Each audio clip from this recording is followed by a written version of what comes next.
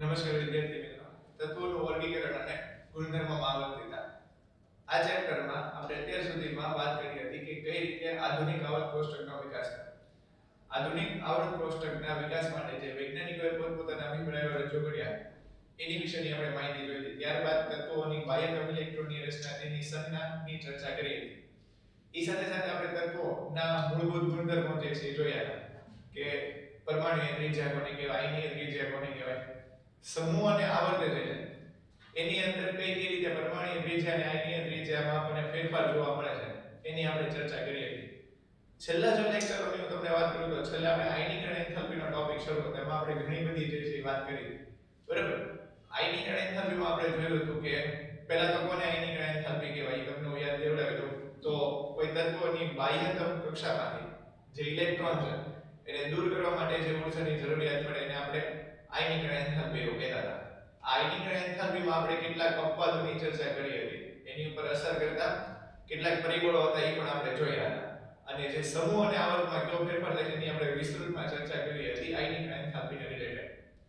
આજે આપણે એવો જે ગુણધર્મ જોવાનો છે તત્વો માટેનો, જેમ આપણે વાત કરી કે આયનીકરણ એન્થાલ્પીમાં ઇલેક્ટ્રોન દૂર થાય છે ત્યારે જે ઊર્જામાં ફેરફાર થાય છે એને આયનીકરણ એન્થાલ્પી કહેવાય છે. એવી જ રીતે જ્યારે તત્વોની અંદર કોઈ ઇલેક્ટ્રોન મેળવે એટલે કે જ્યારે તત્વ ઇલેક્ટ્રોન મેળવે ત્યારે જે એન્થાલ્પી એટલે કે જે ઊર્જામાં ફેરફાર થાય છે એ કઈ પ્રકારની એન્થાલ્પી અથવા તો કેવી પ્રકારની ઊર્જા હશે તો એને કહેવાશે ઇલેક્ટ્રોન પ્રાપ્તિ એન્થાલ્પી. આજે જે આપણે જોશું ઇલેક્ટ્રોન પ્રાપ્તિ એન્થાલ્પી. આ તમને નામ ઉપરથી ખ્યાલ આવી ગયો હશે કે ઇલેક્ટ્રોન પ્રાપ્તિ એટલે કે જ્યારે ઇલેક્ટ્રોન કોઈ તત્વ જે છે મેળવે એ તત્વ જ્યારે ઇલેક્ટ્રોન મેળવે ત્યારે જે એન્થાલ્પીનો ફેરફાર થાય એને આપણે ઇલેક્ટ્રોન પ્રાપ્તિ એન્થાલ્પી એવું કહેશું. આયનીકરણ એન્થાલ્પીમાં તમે જો કેવું કીધું કે કોઈ તત્વ વાયુ અવસ્થામાં હોય ત્યારે એની બાહ્ય કક્ષામાંથી ઇલેક્ટ્રોનને આપણે બહાર કાઢીએ ત્યારે જે એન્થાલ્પીનો ફેરફાર થાય એને આપણે આયનીકરણ એન્થાલ્પી કહેતા. એવી જ આની ક્યાંક વ્યાખ્યા થશે. જો હું વ્યાખ્યા સિમ્પલ માં લખું ને તો તમારે તો વ્યાખ્યા નથી લખવાની પણ તમને કન્સેપ્ટ ખાસ ખ્યાલ રહે કે જ્યારે કોઈ પ્યોર દેશી ભાષામાં આપણે લખી છે વાયુ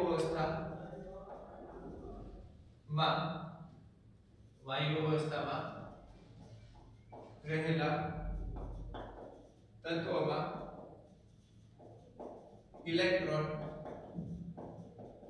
દાખલ કરવા માટે થતા ઉષ્માના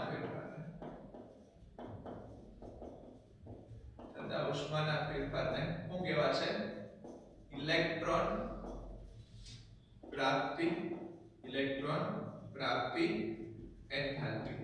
હવે ઇલેક્ટ્રોન પ્રાપ્તિ એન્થાલ્પી અને ડેલ્ટા EG H વડે દર્શાવવામાં આવે. EGH એટલે આ જે EG છે ને અહીંયા તમે જોશો કે ઇલેક્ટ્રોન પ્રાપ્તિ એન્થાલ્પીને ઇંગ્લિશમાં એવું કહેવાય કે ઇલેક્ટ્રો ગેઇન એન્થાલ્પી. બરાબર. આ જે ઇલેક્ટ્રો ગેઇન એન્થાલ્પી એમાં EG એટલે એ તમારે યાદ રાખવાનું કે એન્થાલ્પી નો છે. એન્થાલ્પી શું છે એ તમારે વધારે ડિટેલમાં ધોરણ 11 માં જ જે છઠ્ઠું ચેપ્ટર છે ઉષ્માગતિશાસ્ત્ર એમાં સમજવાનું આવશે કે એન્થાલ્પી એટલે શું, પછી કેટલા પ્રકારની એન્થાલ્પી. પણ અત્યારે ખાલી તમારે એન્થાલ્પી એટલે H ની સંજ્ઞા જે છે યાદ રાખવાની. હવે થોડુંક તમે યાદ કરો છે આયનીકરણ એન્થાલ્પી જ્યારે આપણે ભણ્યા હતા એમાં મેં તમને એવી વાત કરી હતી કે કોઈ સમૂહનું કોઈ તત્વ હશે એની જે પ્રાથમિક એન્થાલ્પી હશે એ પ્રાથમિક એન્થાલ્પી કરતા એની દ્વિતીયક એન્થાલ્પી વધારે હશે. બરાબર. ત્યારબાદ દ્વિતીયક કરતા એની જે તૃતીયક એન્થાલ્પી હશે એ તૃતીયક એન્થાલ્પીનું મૂલ્ય તમને કેવું જોવા મળશે? વધારે જે છે જોવા મળશે. ઉદાહરણ તરીકે જે છે એ આપણે કોઈ પણ એક તત્વ જે છે લઈએ. બરાબર. જેમ કે આપણે લઈએ બોરોન જે છે લઈએ. બોરોન માટે તમે અહીંયા જુઓ તો 2 અને 5. બરાબર. એટલે કે 2 અને 3 જે છે એનો 5 પરમાણુય ક્રમાંક થાય. એની ઇલેક્ટ્રોન રચના અહીંયા તમે લખો તો 1s2 2s2 2p1. તો અહીંયા જે ઇલેક્ટ્રોન જે છે સહેલાઈથી દૂર થાય છે. બરાબર. પણ પછી અહીંયા તમે જુઓ ને તો 1s2 2s2. બરાબર. આ 1s2 2s2 એટલે આ કક્ષક આ s કક્ષક અહીંયા પૂર્ણ ભરાયેલી છે. તો આ s કક્ષક પૂર્ણ ભરાયેલી હોવાને કારણે જે છે અહીંયા તમને થોડો પ્રોબ્લેમ પડશે. એટલે કે કક્ષક પૂર્ણ ભરાયેલી હોવાને કારણે ન્યા આગળથી તમારે જ્યારે ઇલેક્ટ્રોન જે છે એ ઇલેક્ટ્રોનને દૂર કરવો છે ત્યારે વધારે ઉર્જાનો ફેરફાર થશે. એટલે આપણે એવી વાત કરી હતી કે પ્રથમ કરતા દ્વિતીયકનું મૂલ્ય વધારે અને દ્વિતીયક કરતા તૃતીયકનું મૂલ્ય વધારે. જો તમને યાદ આવી ગયું તો આપણે બોરોન અને બેરિલિયમ વચ્ચેનો ફેરફાર એક જોયો. ઇલેક્ટ્રોન પ્રાપ્તિ એન્થાલ્પીમાં એક એવું થશે. પણ ઇલેક્ટ્રોન પ્રાપ્તિ એન્થાલ્પીમાં આપણે પહેલા સામાન્ય રીતે વાત કરીએ તો મેં તમને એવું કીધું એન્થાલ્પીનો ફેરફાર. હવે તમે ખાસ યાદ કરો કે આયનીકરણ એન્થાલ્પી હતી. એ આયનીકરણ એન્થાલ્પીમાં જ્યારે તત્વોમાંથી કોઈ ઇલેક્ટ્રોન દૂર થતો હતો, તે તત્વોમાંથી દૂર થતા ઇલેક્ટ્રોન માટે જે એન્થાલ્પીનો ફેરફાર લખતા હતા એ કેવો હતો? ધન હતો કે ઋણ હતો? ખાસ એક વખત યાદ કરો, અથવા તો જો નો યાદ આવે તો નોટની અંદર જો ઇલેક્ટ્રોન પ્રાપ્તિ એન્થાલ્પી જે છે એ ઇલેક્ટ્રોન પ્રાપ્તિ એન્થાલ્પીમાં શું થશે કે જે તમે જ્યારે કોઈ તત્વ, એટલે કે આપણે વાત કરીએ કે હેલોજન સમૂહ, બરાબર, હેલોજન સમૂહ એટલે કે કેટલામો સમૂહ થઈ જશે? 17મો સમૂહ થશે. આ જે 17મો સમૂહ છે ને એ સમૂહના તત્વની જો ઇલેક્ટ્રોન પ્રાપ્તિ એન્થાલ્પીની હું તમને વાત કરું તો એનું મૂલ્ય તમને ઋણ જોવા મળશે. એટલે આપણે અહીંયા લખી નાખીએ કે સમૂહ 17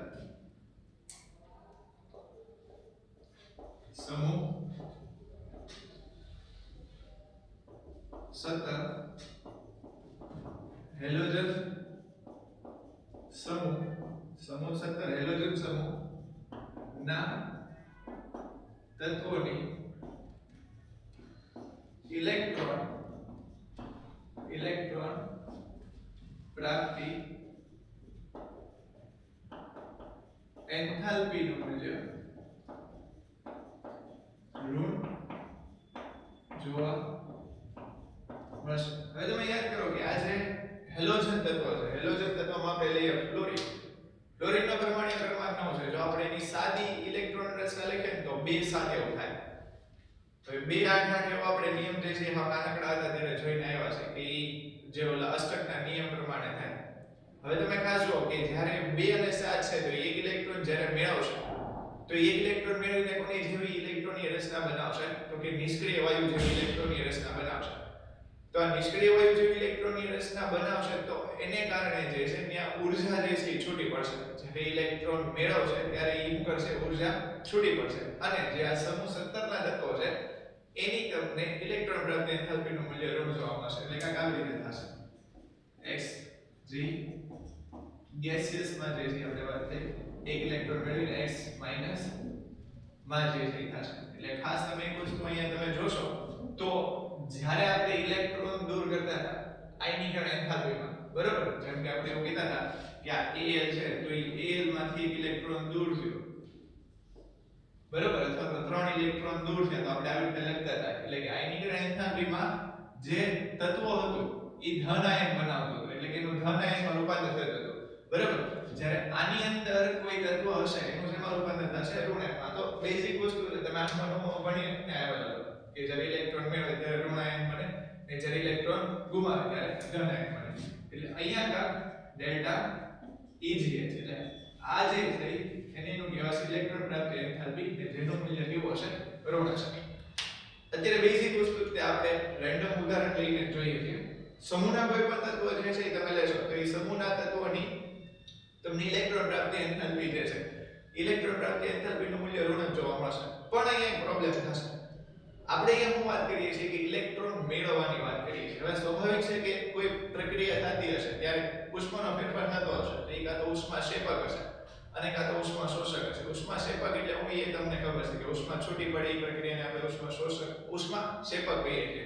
ને ઉષ્માશોષક એટલે એની અંદર જે છે એ ઉષ્માનું શોષણ કરે છે. સમૂહ 17 ની મેં તમને ખાલી એક જનરલ વાત કરી કે અહીંયા તમે જુઓ તો કાંઈક ઇલેક્ટ્રોન પ્રાપ્તિ એન્થાલ્પીનું મૂલ્ય તમને ઋણ જોવા મળશે. એવી રીતે એની બાજુનો જે પાડોશી છે, બરોબર, સમૂહ 18, એ સમૂહ 18 નિષ્ક્રિય વાયુઓનો સમૂહ છે. હવે એ જે નિષ્ક્રિય વાયુઓનો સમૂહ છે એની અંદર તમે ખાસ જોશો તો એની ઇલેક્ટ્રોન પ્રાપ્તિ એન્થાલ્પીનું મૂલ્ય તમને ધન જોવા મળશે. હા, હવે આવું કેમ થાય તમે ખાસ વિચારો. નિષ્ક્રિય વાયુની ઇલેક્ટ્રોનની રચના છે એટલે આપણે સીધું ઉદાહરણ આપણે લઈએ 2 અને 8 નિયમ. ન્યા આગળ અષ્ટકના નિયમ પ્રમાણેની ઇલેક્ટ્રોનની રચના પૂર્ણ થઈ ગઈ છે, બરાબર. તો હવે જ્યારે નવો ઇલેક્ટ્રોન દાખલ થશે એ નવા ઊર્જા સ્તરમાં દાખલ થશે. એટલે પહેલા આમ એમ હેપતાઈ નો જાવ, અહીંયા જે લખું ને ખાલી પહેલા જોઈ લો કે સમૂહ 18 નિષ્ક્રિય વાયુ સમૂહ 18 નિષ્ક્રિય વાયુ ના તત્વોની ઇલેક્ટ્રોન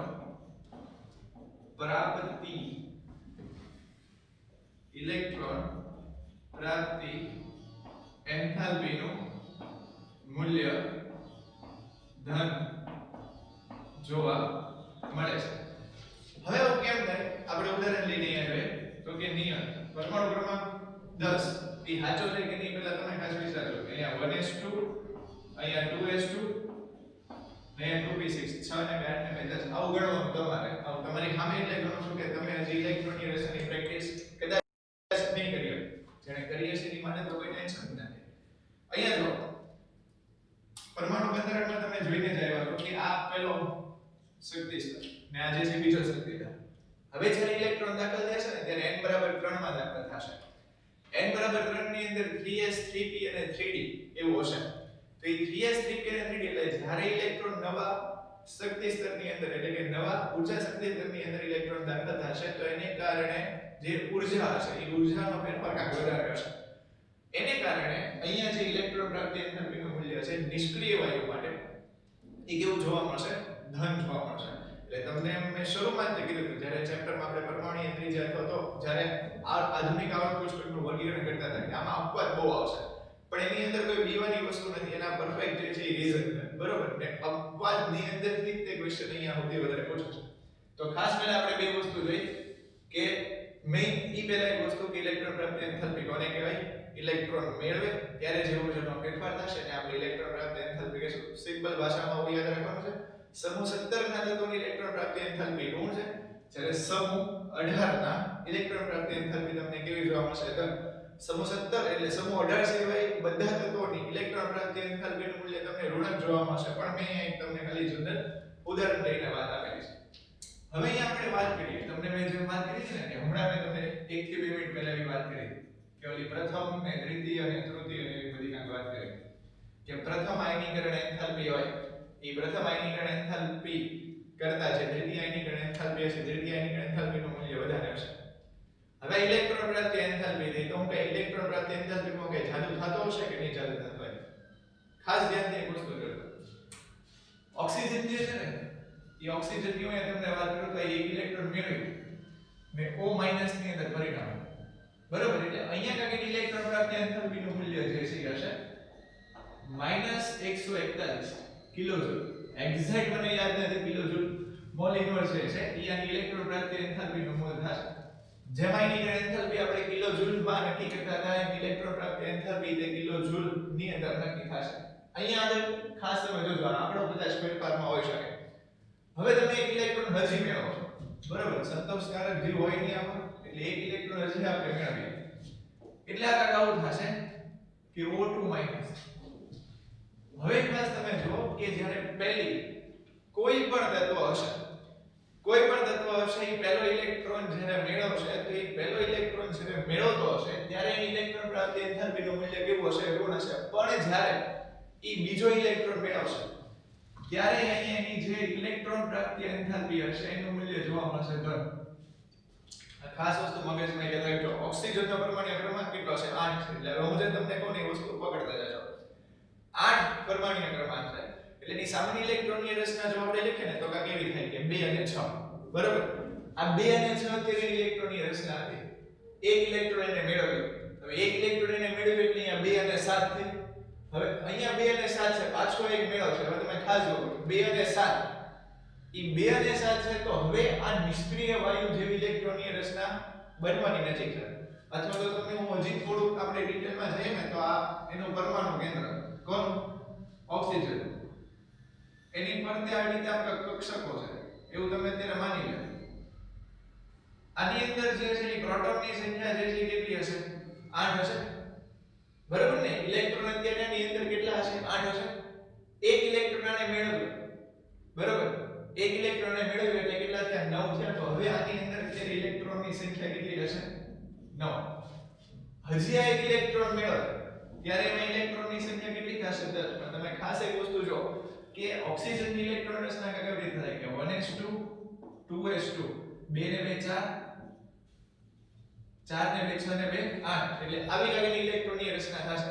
હવે તમે જુઓ તો આ s કક્ષક એની અંદરમાં બે ઇલેક્ટ્રોન મૂકી દો તો આવ નિરાતે આપણે જાય છે આ 1s2 બરાબર. ત્યાં 1 2 3 અને 4 આ સામાન્ય કન્ડિશનમાં છે.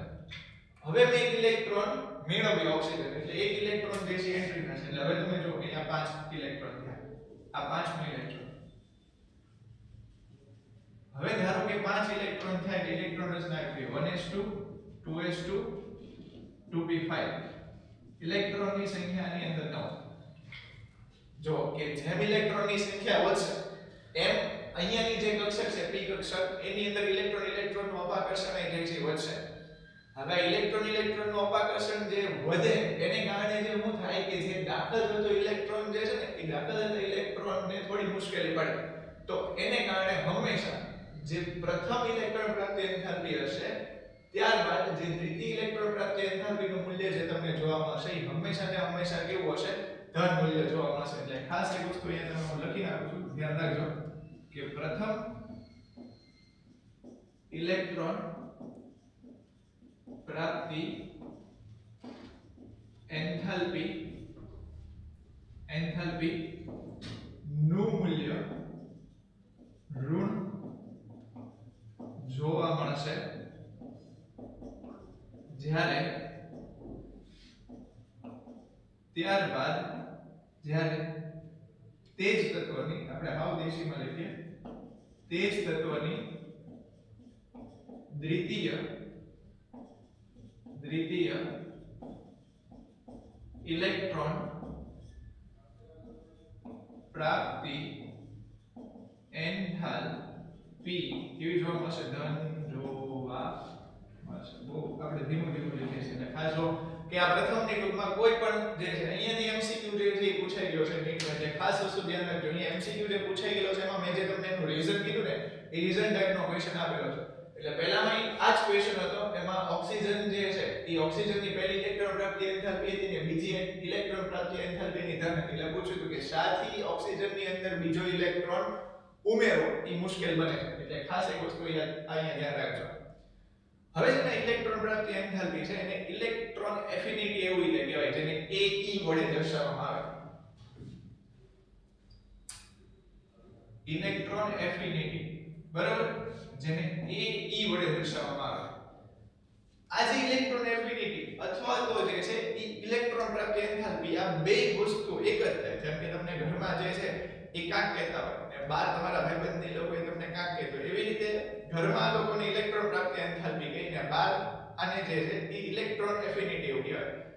તમે આપણી ટેક્સ્ટબુકની અંદર બધે જોશો ને તો બધે તમને ઇલેક્ટ્રોન પ્રાપ્તિ એન્થાલ્પી જોવા મળશે અથવા તો જેટલા MCQ પૂછાયેલા છે એ બધા MCQ માં ઇલેક્ટ્રોન પ્રાપ્તિ એન્થાલ્પીનો જ ઉપયોગ કરેલો છે. પણ આ ઇલેક્ટ્રોન એફિનિટી જે છે એ છે શું ઇલેક્ટ્રોન એફિનિટી એટલે એ કાંક આવી રીતે થશે. હાલ હું તમને અત્યારે એનું ખાલી સૂત્ર એટલે એની જે ફોર્મ્યુલા છે એ લખાવી દઈશ પણ એ કઈ રીતે આવ્યું ને એ તમને આગળ જે છે એ ખબર પડશે ઉષ્માગતિ શાસ્ત્રના રિલેટેડના ચેપ્ટરમાં.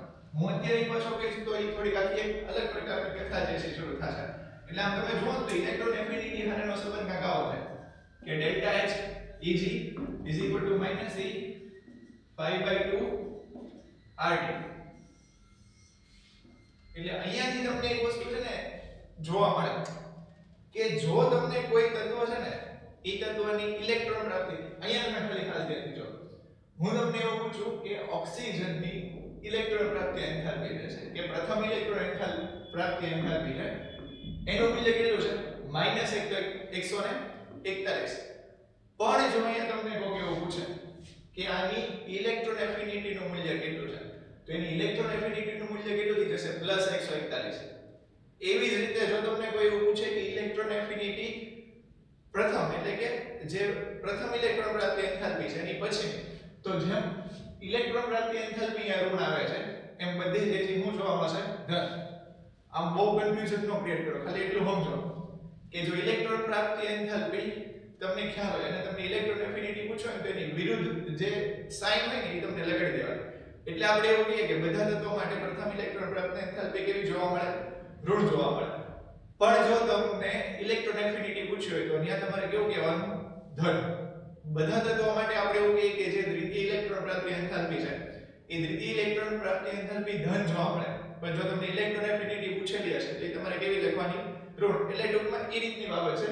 બીજું આની અંદર કઈ જે ખાસ નથી. આ કઈ રીતે આવ્યું એ તમે ઉષ્માગતિશાસ્ત્રમાં જ્યારે આવશો ત્યારે એ તમને જે છે એ વધારે ક્લિયર થશે. અત્યારે હું કહીશ તો સીધા બાઉન્સર જે છે એ જશે. એટલે ખાસ આટલું જે છે યાદ રાખી લો.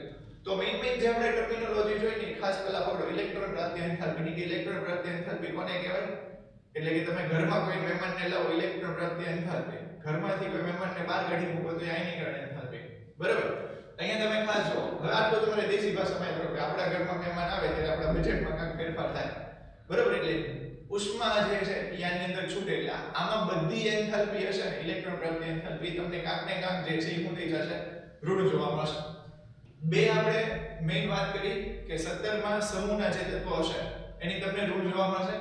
અહીંયા આપણે તમે જોશો તો 18 માં સમૂહની ઇલેક્ટ્રોન પ્રાપ્તિ એન્થાલ્પી તમારી પાસે કેવી હશે? ધન. કેમ તો કે નિષ્ક્રિય વાયુની ઇલેક્ટ્રોનની રચના કરે.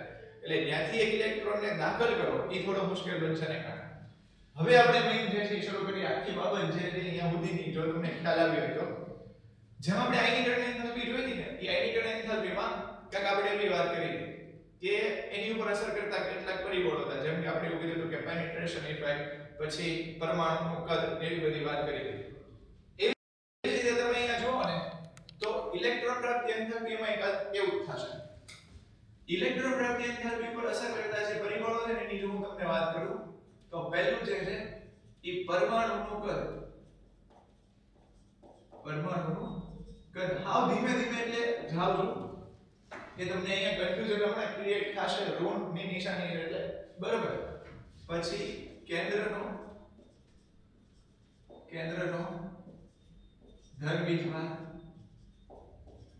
એની પછી જે છે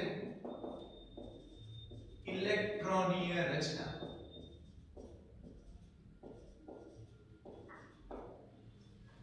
આવી રીતે જે છે એ આ મુખ્યત્વે અસર કરતા પરિબળો છે ઇલેક્ટ્રોન પ્રાપ્તિ એન્થાલ્પી. હવે થોડુંક તમે તમારી જાતે ધ્યાનથી વિચારો. તમે આયનીકરણ એન્થાલ્પી ભણીને આવેલા છો. આયનીકરણ એન્થાલ્પીમાં પરમાણુના કદમાં શું ફેરફાર થતો હતો? કે પરમાણુનું કદ વધતું હતું તો આયનીકરણ એન્થાલ્પી શું થતી હતી? આયનીકરણ એન્થાલ્પી એટલે શું છે તો કે છેલ્લી કક્ષામાંથી ઇલેક્ટ્રોનને દૂર કરવા માટે. તો તમે આમ જો કદ મોટું થાય એટલે જે કેન્દ્ર હશે એ કેન્દ્રનું બાહ્યતમ કક્ષા પ્રત્યેનું આકર્ષણ ઘટશે. એટલે જે છેલ્લો ઇલેક્ટ્રોન છે સહેલાઈથી દૂર થતો હતો. બરાબર? તો એને કારણે એની ઇલેક્ટ્રોન પ્રાપ્તિ એન્થાલ્પી આયનીકરણ એન્થાલ્પી જે હતી એનું મૂલ્ય ઘટતું હતું. સમૂહમાં ઉપરથી નીચે તરફ જતા આયનીકરણ એન્થાલ્પીનું મૂલ્ય ઘટતું હતું ને ડાબી બાજુથી જમણી બાજુ જતા આયનીકરણ એન્થાલ્પીનું મૂલ્ય વધતું હતું. આટલો કોન્સેપ્ટ તમને ખ્યાલ છે. હવે આની આ કોન્સેપ્ટ તમે ઇલેક્ટ્રોન પ્રાપ્તિ એન્થાલ્પી માટે વિચારો કે આની અંદર તમારે ઇલેક્ટ્રોનને દાખલ કરવાનો છે. પહેલા આવર્ત માટે વિચારો ખાલી કે જો તમે ડાબી બાજુથી જમણી બાજુ જાઓ તો શું થશે? બરોબર? વિચારને તમે આમ જે છે ને લોક કરી નાખો. અને હવે અહીંયા ખાસ જો પહેલું આપણે લઈએ પરમાણુનું કદ. પરમાણુનું કદ ખાસ કરીને તમે જો કે પરમાણુનું કદ જેમ તમે સમૂહમાં ઉપરથી નીચે જાઓ. આપણે એક સમૂહને પકડી લઈએ. બરોબર? કે સમૂહ એક એમાં hydrogen, lithium, sodium, potassium, rubidium અને સીઝિયમ. એમાં ઉપરથી નીચે જેમ સીઝિયમ છે સીઝિયમનું કદ બહુ મોટું થઈ ગયું છે. ઇલેક્ટ્રોનને દાખલ કરવાનો છે. હું અહીંયા દોરી દઉં એટલે આપણને છે ને તરત તમને ખબર પડી જાય કે આ જે છે ને આપણો હાઇડ્રોજન છે, નાનો ને નાજુકડો. બરાબર? Hydrogen, helium, hydrogen, lithium, sodium, potassium ને એમાં અહીંયા જે છેલ્લે છે સીઝિયમ થોડોક નાનો દોરાઈ ગયો. આનાથી થોડોક મોટો છે એવું તમારે માની લેવાનું. હવે વિચારો આ હાઇડ્રોજનની બાહ્યતમ કક્ષા છે, આ સીઝિયમની બાહ્યતમ કક્ષા છે. બરોબર? ભલે તમને એમ થાય કે હાઇડ્રોજન કરતા સીઝિયમનો જે કેન્દ્રનો વીજભાર જે છે એ વધારે છે. તમે વિચારો કે હાઇડ્રોજન માં અંદર જે છે પ્રોટોન 2 જ હશે. સીઝિયમમાં તો સ્વાભાવિક છે કે એની કરતા પ્રોટોન વધારે છે. તો ઉપરથી નીચે આવો એમ કદ વધે છે. તો કદ વધવાને કારણે તમે સહેલાઈથી ઇલેક્ટ્રોનને દાખલ કરી શકશો કે નહીં દાખલ કરી શકો? બરાબર? તો ખાસ ધ્યાન રાખજો કે અહીંયા ઇલેક્ટ્રોન સહેલાઈથી દાખલ થશે. જ્યારે અહીંયા ઇલેક્ટ્રોનને તમારે દાખલ કરવો જે છે એ થોડો મુશ્કેલ બનશે. એટલે જેમ સમૂહમાં ઉપરથી તમે નીચે આવો એમ પરમાણુનું કદ વધે છે. એટલે પરમાણુનું કદ વધવાને કારણે જે છે ઇલેક્ટ્રોન પ્રાપ્તિ એન્થાલ્પીનું ઋણ મૂલ્ય ઓછું થતું જાય છે. હું જે વસ્તુ કહું એ સમજો. સમૂહમાં ઉપરથી નીચે તરફ આવે એમ પરમાણુનું કદ વધે છે. આ પરમાણુનું કદ વધવાને કારણે જે ઇલેક્ટ્રોન પ્રાપ્તિ એન્થાલ્પીનું ઋણ મૂલ્ય છે એ ઋણ મૂલ્ય ઓછું થતું જશે. અહીંયા હું લખી નાખું એટલે પછી આપણે જે છે હજી થોડીક જે છે એક વાતમાં ક્લિયર કે પરમાણુનું કદ વધતા ઇલેક્ટ્રોન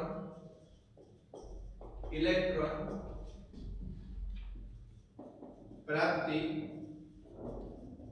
એન્થાલ્પી નું મૂલ્ય ઓછું ઋણ બને છે. બરાબર કે પરમાણુનું કદ વધતા ઇલેક્ટ્રોન પ્રાપ્તિ એન્થાલ્પીનું મૂલ્ય જે છે કેવું થઈ જશે ઓછું ઋણ બને છે. હવે તમને ઓલી માઈનસ માં ને પ્લસ માં તો બધી ખબર પડે ને ભાઈ આટલા મોટા થાય એટલે કે માઈનસ માં આપણે એવું જે છે ગણીએ કે જેનું નાનું મૂલ્ય હોય એટલે તમને કોઈ કેવું કે -1 અને -2 તો -1 ને -2 માં કોનું મૂલ્ય વધારે -1 નું મૂલ્ય વધારે કહેવાય ને ઓલી રેખામાં 0 ની નજીક હોય પછી 2 બરાબર એટલે તમને ખબર ને તો હવે અહીંયા તમે વિચારો કે મેં તમને એવું જ કીધું કે પરમાણુનું કદ જે છે વધતા ઇલેક્ટ્રોન પ્રાપ્તિ એન્થાલ્પીનું મૂલ્ય ઓછું ઋણ થાય એટલે એનો મતલબ શું છે કે અહીંયા થતો એટલે અહીંયા જે છે એ તમારે ઇલેક્ટ્રોનને અંદર લાવવા માટે જે છે એ વધારે મહેનત કરવી પડશે.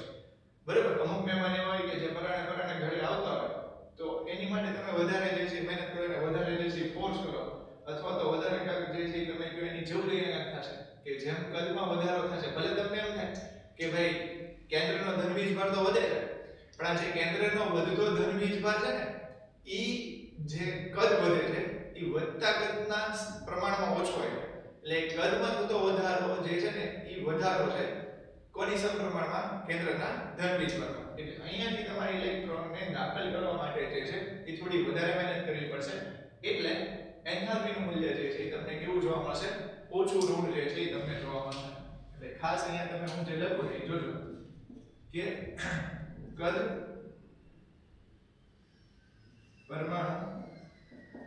પરમાણુના કદમાં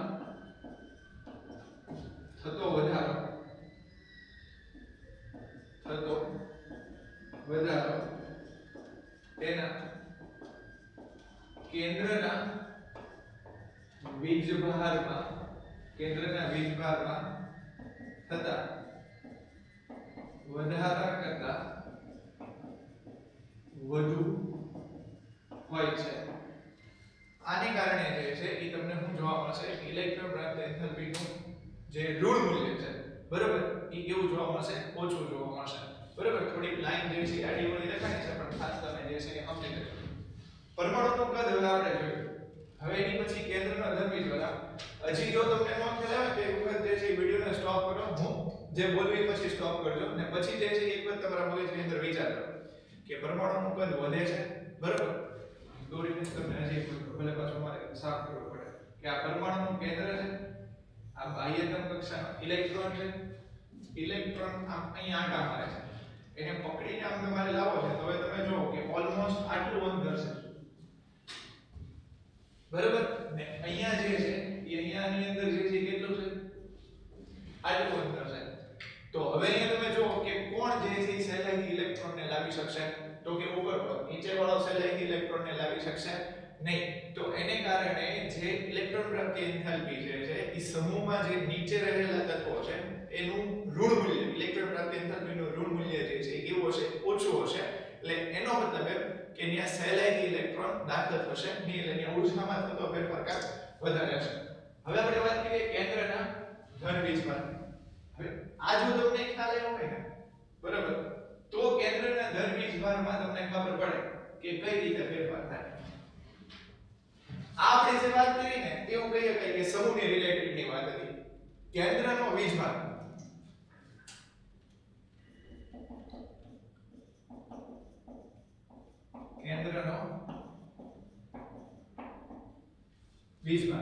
શું થાય કેન્દ્રના વીજભાર વધે તો ઇલેક્ટ્રોન પ્રાપ્તિ એન્થાલ્પીમાં વિચારો સોરી આયનિક એન્થાલ્પીમાં તમે વિચારો દોડો મોટો આવર્તમાં ડાબીથી જમણી કેન્દ્રનો ધન વીજભાર વધતો હતો.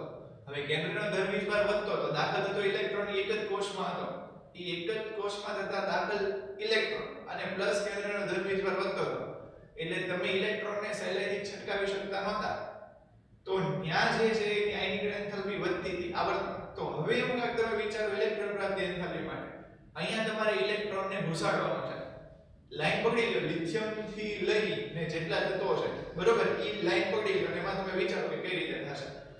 હવે અહીંયા જો વિચારી લીધું હોય તો કેન્દ્રનો જે વીજભાર વધશે બરોબર, જેમ જેમ કેન્દ્રનો વીજભાર વધતો જશે ને દાખલ થતો ઇલેક્ટ્રોન એક જ કોષમાં છે. આપણે ઉદાહરણ તરીકે જોઈએ કે લિથિયમ જે છે ને એ લિથિયમનો પરમાણુ ક્રમાંક 3 છે. એટલે 1s2 2s1 આવી રીતે ઇલેક્ટ્રોન રચના છે ને, ચેક કરજો હું સાચી લખું છું કે નહીં. એની પછી અહીંયા આપણે લખીએ નિયમ, તો 1s એનો પરમાણુ ક્રમાંક 10, તો 1s2 2s2 2p6. તો આ કઈ નિયમની ઇલેક્ટ્રોનની રચના છે. હવે આમાં તમે ખાસ જો કે n બરાબર 2 શક્તિ સ્તરમાં તે ઇલેક્ટ્રોન દાખલ થાય છે, એટલે કે ઈ જ તે જે કક્ષા છે એની અંદર ઇલેક્ટ્રોન દાખલ થાય છે. પણ આમાં પ્રોટોન 3 છે અને આની અંદર પ્રોટોન 10 છે. એટલે એવું કહેવાય કે અહીંયા 3 હાથી બેઠા છે અને અહીંયા 10 હાથી બેઠા છે બરાબર. તો 3 હાથી અને 10 હાથી એમાંથી કીડીને ખેંચવાની છે. આપણે એવું માની લઈએ કે ઇલેક્ટ્રોન છે એ કીડી છે. તો કોણ જે છે એ સહેલાઈથી કીડીને ખેંચી શકે? તો કે જેની પાસે 10 હાથી હોય એ સહેલાઈથી કીડીને ખેંચી શકે. તો એવી રીતે જેમ કેન્દ્રનો ધન વીજભાર વધતો જશે, આ કેન્દ્રના વધતા ધન વીજભારને કારણે શું થશે? તો કે ઇલેક્ટ્રોન જે છે એ સહેલાઈથી દાખલ થશે. તો આને કારણે એની ઇલેક્ટ્રોન પ્રાપ્તિ એન્થાલ્પીનું ઋણ મૂલ્ય વધશે. હવે અહીંયા તમને હું જે કહું એ તરત ખ્યાલ આવી ગયો. જો અહીંયા તમે ખાસ ધ્યાનથી હું જે બોલ્યો એ સાંભળ્યું અને સમજ્યા હશો. તો અહીંયા મેં એવું કીધું કે ઋણ મૂલ્ય ઓછું થાય છે, કેમ કે ઓલું અંતર વધે છે બરોબર, એટલે એને થોડી ખેંચવી ભારે પડે છે કીડીને પરમાણુની અંદર. અહીંયા અંતર એટલું છે પ્લસ પ્રોટોનની સંખ્યા વધે છે, તો એને કારણે શું થશે? સહેલાઈથી ઇલેક્ટ્રોન દાખલ થશે, એટલે ઊર્જાનો ફેરફાર ઓછો થશે.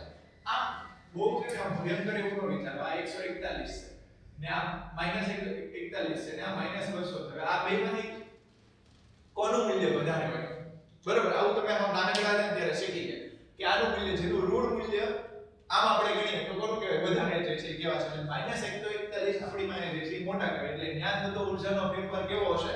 વધારે હશે એવું આપણે કહીએ.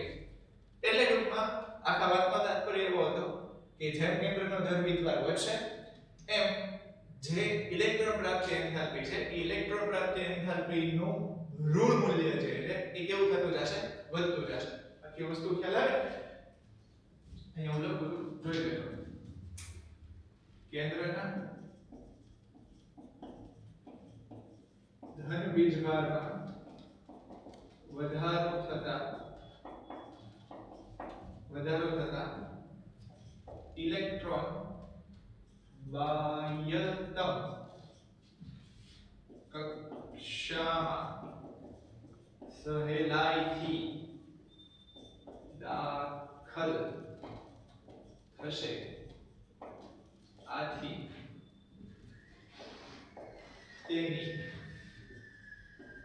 ઇલેક્ટ્રોન પ્રાપ્તિ એન્થાલ્પી નું ઋણ મૂલ્ય વધુ જોવા મળશે.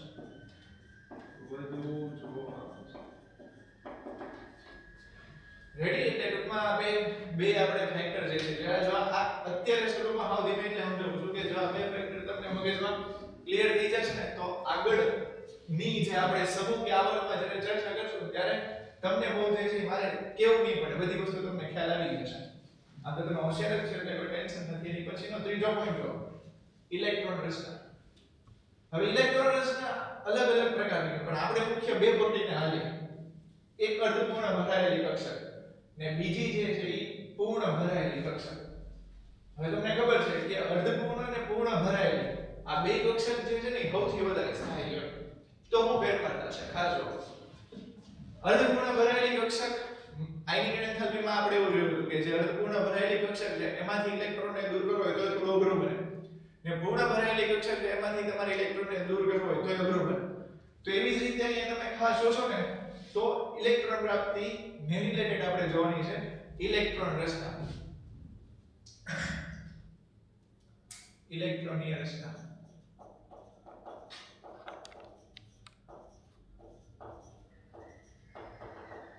ઇલેક્ટ્રોનની રચનામાં તમે ખાસ જો તો શું થઈ જશે કે જે અર્ધપૂર્ણ અને પૂર્ણ ભરાયેલી કક્ષક છે, યાદ કરો નિષ્ક્રિય વાયુ, હમણાં થોડી મિનિટો પહેલા આપણે એને જોયો હતો. એ નિષ્ક્રિય વાયુમાં કેવું હતું કે નિષ્ક્રિય વાયુમાં જે છે પૂર્ણ ભરાયેલી કક્ષક હોય, એ પૂર્ણ ભરાયેલી કક્ષકને કારણે જ્યારે તમારે એની અંદર ઇલેક્ટ્રોનને દાખલ કરવો હોય તો એ દાખલ કરવા માટે જે ઇલેક્ટ્રોન પ્રાપ્તિ એન્થાલ્પી હતી એનું મૂલ્ય ધન આવતું હતું. ધન મૂલ્ય એટલે કે ત્યાં થતો ઊર્જાનો ફેરફાર વધારે હતો. તો કંઈક અહીંયા જ વસ્તુ એવી થશે કે ઇલેક્ટ્રોન પ્રાપ્તિ એન્થાલ્પી અર્ધપૂર્ણ અને પૂર્ણ ભરાયેલી કક્ષકો જે છે એની માટે જે છે એ કાંઈક વધારે જે છે જોવા મળશે. એટલે ખાસ હું યાદ રાખી નાખું કે અર્ધપૂર્ણ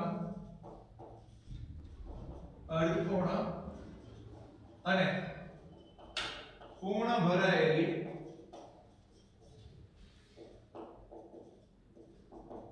કક્ષકો માટે ઇલેક્ટ્રોન પ્રાપ્તિ એન્થાલ્પી માં થતો ફેરફાર વધુ જોવા મળશે.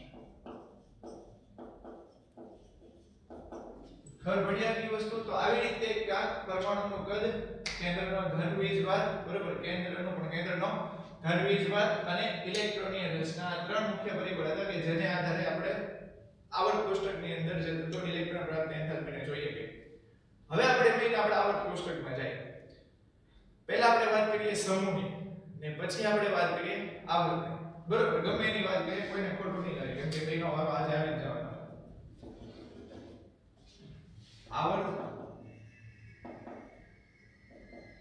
આવર્ત અને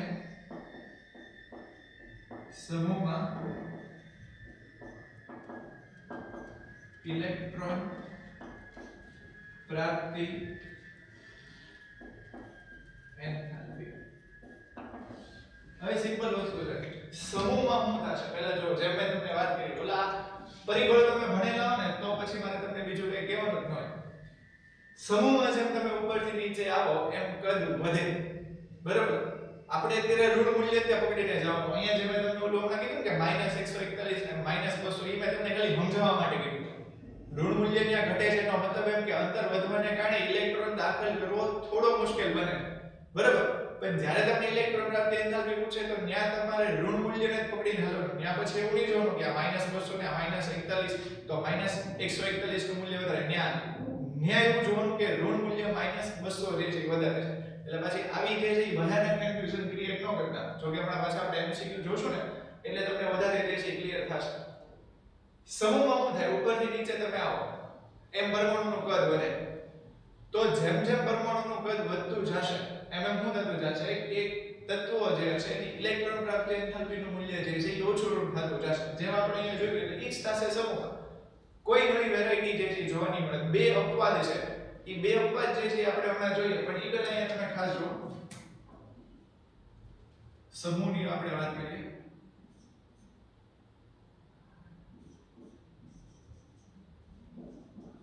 સમૂહમાં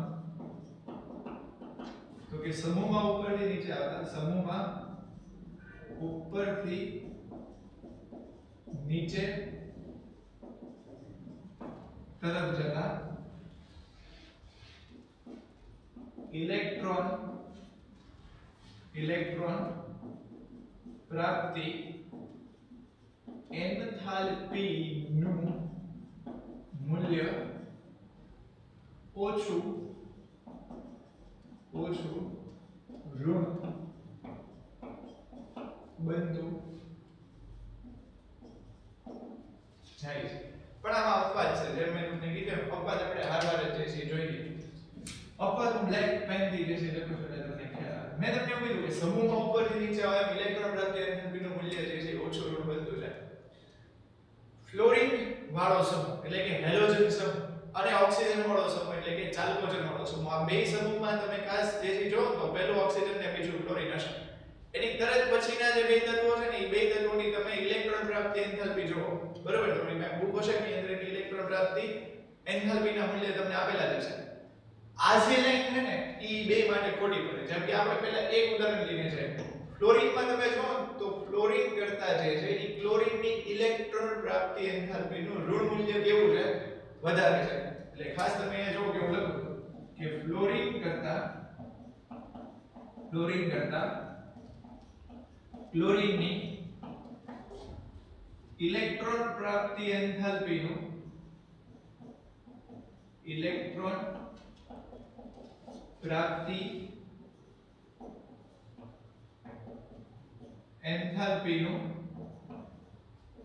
ઋણ મૂલ્ય વધુ છે. ક્લોરીન કરતા ક્લોરીનની ઇલેક્ટ્રોન પ્રાપ્તિ એન્થાલ્પીનું ઋણ મૂલ્ય વધુ છે. ફ્લોરીન ની પહેલા તમે ખાસ જે છે ઇલેક્ટ્રોનની રચના જે છે ખાસ જો તો કે ફ્લોરીન માટે આપણે વાત કરીએ ને તો ફ્લોરીનનો પરમાણુ ક્રમાંક કેટલો છે તો કે 9. આપણે આમાં દેશી ઇલેક્ટ્રોનની રચના લખીએ તો કે 2 અને 7 સાથે ભેગો થાય ને. ક્લોરીનનો પરમાણુ ક્રમાંક કેટલો છે 17. એટલે 2 8 અને 7. જો તમારા મગજમાં સ્પાર્ક થાય તો સારી વાત કહેવાય. જો સ્પાર્ક ન થાય તો મેટ્રોસ બાજુમાં રખાય. અહીંયા તમે જુઓ કે બે કોષ હતા, અહીંયા કોષ થયો 3 એટલે કે અહીંયા ખાલી બીજા કોષમાં ઇલેક્ટ્રોનને દાખલ થવાનું હતું. n બરાબર બે કોષ બીજા કોષની અંદર ઇલેક્ટ્રોનને દાખલ થવાનું હતું. જ્યારે અહીંયા n બરાબર ત્રીજા કોષની અંદર ઇલેક્ટ્રોન દાખલ થાય છે. હવે સ્વાભાવિક છે કે n બરાબર 2 ની અંદર જ્યારે ઇલેક્ટ્રોન દાખલ થાય તો ન્યા આગળ કાક ઇલેક્ટ્રોન તમે જો ને અહીંયા 7 ઇલેક્ટ્રોન જે છે દેશ આપની જે એવું કહેવાય કે ફેન્સી ઇલેક્ટ્રોનની રચના અથવા તો જે મોટા થઈ ગયા ઇલેક્ટ્રોનની રચના લઈએ તો 1s2 2s2 2p5 5 ને 7 ને 9 બરાબર. તો 1s2 2s2 2p5 એટલે p કક્ષકની અંદર 5 ઇલેક્ટ્રોન છે બરાબર. આ p કક્ષકની અંદર 5 ઇલેક્ટ્રોન છે. તો મેં હમણાં તમને ઉદાહરણ આ જ ભાગમાં આપણે ઓલું જોયું કે ઓક્સિજન બરાબર. તો ત્યાં તમે ખાસ જુઓ કે p કક્ષકની અંદર 6 ઇલેક્ટ્રોન આવે. એવો મોઢામાં અહીંયા જો કે આ 1s2 આ 2s2 આ 2p5 એટલે 1 2 3 4 અને 5 આ 1 2 આ 1 અને 2 આ 5 છે. p માં મહત્તમમાં 6 ઇલેક્ટ્રોન દાખલ થાય. જ્યારે એક ઇલેક્ટ્રોન આની અંદર આવશે તો અહીંયા 5 ઇલેક્ટ્રોનને કારણે અપાકર્ષણનું મૂલ્ય કેવું હશે વધારે હશે. હવે અહીંયા તમે જો n બરાબર 3 ની અંદર ઇલેક્ટ્રોન જે છે દાખલ થાય છે. હવે n બરાબર 3 ની અંદર જ્યારે ઇલેક્ટ્રોન જે છે દાખલ થાય તો તમે આ ઇલેક્ટ્રોનની રચના ખાસ રાખો ક્લોરીન બરાબર. તો ન્યા જે છે તમને ખાસ જોવા મળશે કે ઇલેક્ટ્રોન વચ્ચે થતો અપાકર્ષણ પ્લસ દાખલ થતો ઇલેક્ટ્રોનની ક્યાં છે નવા કોષમાં છે.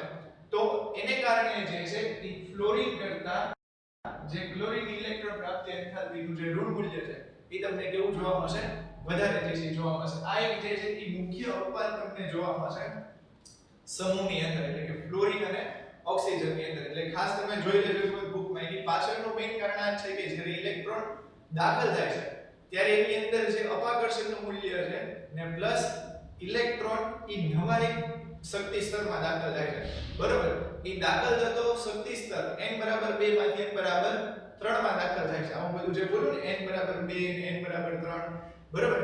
એ જો ભૂલી ગયા હો ને પરમાણુ બંધારણનું તો એક વખત પછી બુક ખોલીને જોઈ લેજો કે એ છે હું શક્તિ સ્તર વાળી આખી વાત. એટલે તમને આખી વસ્તુ ખબર પડી જશે બરાબર. તો આમ ખ્યાલ આવી ગયો છે તમને. એવી રીતે હું રાખું ને આપણે આગળ જોઈએ આ વાતની સમૂહની જે આપણે જોઈએ કે કદ વધે એટલે જે ઇલેક્ટ્રોન પ્રાપ્તિ એન્થાલ્પી છે એનું ઋણ મૂલ્ય જે છે ઓછું થતું જાય. હવે અહીંયા તમને આંખ બંધ કરીને ખ્યાલ આવી ગયો કે આવર્તની વાત કરીએ તો આપણે ઓલામાં જોયું કેન્દ્રનો જે વીજભાર રહે એ કેન્દ્રના વીજભારમાં આપણે એવી ચર્ચા કરી કે કેન્દ્રમાં જે પેલા હાથીની સંખ્યા મેં તમને કીધું વધતી જાય તો સહેલાઈથી ઇલેક્ટ્રોન નામની જે કીડી છે એને ખેંચી લે. આવર્તમાં કાંઈ એવું થશે. તમે આવર્ત પકડી લો કોઈ પણ તમને જે ગમે એ આવર્ત પકડી લો બરાબર. એ આવર્તમાં તમે ડાબી બાજુથી જમણી બાજુ જાઓ એટલે દાખલ થતો ઇલેક્ટ્રોન એક જ કોષમાં હોય અને કેન્દ્રનો ધન વીજભાર વધે. તો આથી જે ઇલેક્ટ્રોન પ્રાપ્તિ એન્થાલ્પીનું મૂલ્ય કેવું થતું જશે વધુ ઋણ જે છે એ તમને વધતું જોવા મળશે. એટલે જે છે હું લખી રાખું કે સમૂહ તો લખી નાખ્યું આપણે. હવે આવર્ત જો આપણે લખીએ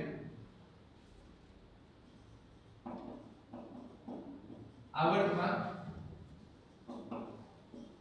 ડાબી બાજુથી